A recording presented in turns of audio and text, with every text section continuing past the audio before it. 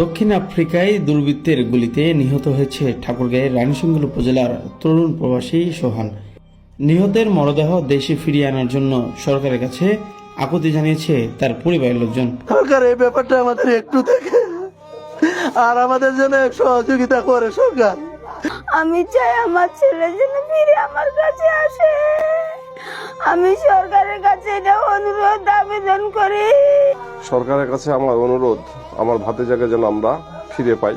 বৃহস্পতিবার রাতে দক্ষিণ আফ্রিকার জোহানেসবার্গের অদূরে কেতলেহেং এলাকায় এই মর্মান্তিক ঘটনা ঘটে। নিহত সোহান ঠাকুরগাঁও জেলার রানীশঙ্কল উপজেলার কাশীপুর ইউনিয়নের চিকনমাটি গ্রামে দুলাল হোসেনের ছেলে। সে সেখানে একটি মুদি দোকানে কর্মচারী হিসেবে কর্মরত ছিল। পরিবার সূত্রে জানা গেছে সোহান সেখানে একটি দোকানে কাজ করতেন। ঘটনার দিন মাগরিবের সময় তিনি দোকানের মালিকের সঙ্গে কাজ করছিলেন। এ সময় হঠাৎ লোডশেডিং হলে দোকানের মালিক মোমবাতি আনতে পেছনের দিকে গেলে আগে থেকে ওত পেতে থাকা দুর্বৃত্তরা অতর্কিতভাবে গুলি চালায়। এতে ঘটনাস্থলে সোহানের মৃত্যু হয়। গত 2 মাস হলো সাউথ আফ্রিকায় গেছে এবং তাকে অনেক কষ্ট করে টাকা পয়সা ম্যানেজ করে সর্বসাকুল্য শেষ করে তাকে বিদেশ পাঠানো হয়েছিল। তো গতকাল রাত্রেবেলায় প্রায় 3টা বাজে তখন খবর পেলাম যে তাকে তার দোকানে দুর্বৃত্তরা গুলি করে প্রায় 8 থেকে 9 রাউন্ড গুলি করা হয়েছে। গুলি করে তাকে মেরে ফেলে চলে গেছে। আমরা যেটুকু জানতে পারলাম যে বিশেষ করে সাউথ আফ্রিকায় নাকি খুব সন্ত্রাসী কর্মকাণ্ড হয়, লুটপাট হয়। তো ওখানে দোকানে ছিল ওরা, সম্ভবত যেটা বোঝাকে জানা গেছে যে সন্ত্রাসী করতে এসে বা কোনো একটা ঝামেলার কারণে তারা দূর থেকে আর কি গুলি করা হয়েছে। সোহানের পরিবার, শিক্ষক ও সাবেক ইউপি সদস্যদের দাবি তার মরদেহ যেন দেশে দ্রুত ফেরানোর ব্যবস্থা করা হয়। পাঠাইছে অনেক ক্ষয়ক্ষতি করে, গরু টরু বিক্রি টিক্রি করে জমি টমি করে দিয়ে পাঠাইছি। এখন সরকারের কাছে একটা আবেদন যেন আমার ছেলেটাকে আনে দেয় আর কি। ছেলেকে পাঠাচ্ছিলাম সাউথ আফ্রিকা 10 টাকা ইনকাম করার জন্য, যেন ভবিষ্যতের জন্য। যেহেতু হলো না, মৃত্যুবরণ করলো, সরকারের কাছে একটা আবেদন যেন আমার ছেলে আমার কাছে আনে দেয়, আমি নিজের হাতে আপনাকে মাটি দিতে পারি।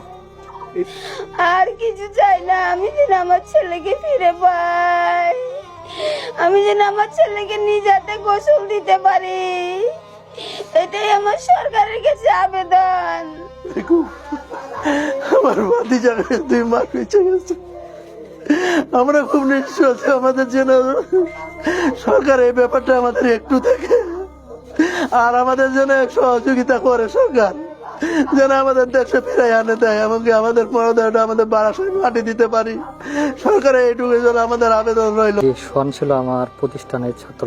সে 2025 সালে আমার প্রতিষ্ঠান থেকে সে এসএসসি পরীক্ষা দেয়। মেধাবী ছাত্র ছিল এবং সর্বোচ্চ সে রেজাল্ট করেছে আমার প্রতিষ্ঠান থেকে। তো সে সাউথ আফ্রিকা গেছিল যে আসলে পরিবারের তাগিদের জন্য পরিবারে কিছুটা উন্নতি করতে পারে। শেষে এরকম ঘটনা শোনাতে আমি খুব মর্মাহত। আমাদের প্রতিষ্ঠানের পক্ষ থেকে বা আমি চাচ্ছি যে বা আমার পক্ষ থেকে, এলাকাবাসীর পক্ষ থেকে যে অন্তত পক্ষে তার লাশটা যেন আমরা দেখতে পাই, আমরা যেন আমাদের স্মৃতি হিসেবে তাকে আমরা দাফন করতে পারি বাড়ির পাশে। এটাই সরকারের কাছে আমাদের আবেদন। সরকারের কাছে আমার অনুরোধ, আমার ভাতিজাকে যেন আমরা ফিরে পাই, আমাদের ভাতিজা যেন আমাদের কাছে পৌঁছায় দেয়। সরকার যেন বিষয়টা দেখে আমাদের। লাশ দক্ষিণ আফ্রিকায় রয়েছে। এখন এই এলাকার লোকজন, জনসাধারণ এবং তার বাপ মা, আত্মীয় স্বজন, পাড়া প্রতিবেশী কাকতি মিনতি করতেছে যে লাশটা মহান আমাদের সরকার যেন দয়া করে তার লাশটা তার গ্রামের বাড়িতে আনার ব্যবস্থা করে, তার দেশের মাটিতে যেন লাশটা আসে। এই জন্য আমরা সকলেই সরকারের প্রতি জোর আবেদন করছি, দয়া করে তার লাশটা, এই গরিব অসহায় ব্যক্তির বাচ্চাটার লাশটা যেন দেশে আসে, আমরা যেন তাকে এখানে দাফন করতে পারি গ্রামে। তো সরকারের কাছে আমরা প্রশাসনের কাছে আমাদের আকুল আবেদন যেন অন্ততপক্ষে লাশটা আমরা নিয়ে এসে দেখতে পারি এবং বাড়ির পাশে যেন আমরা কবরস্থান করতে পারি।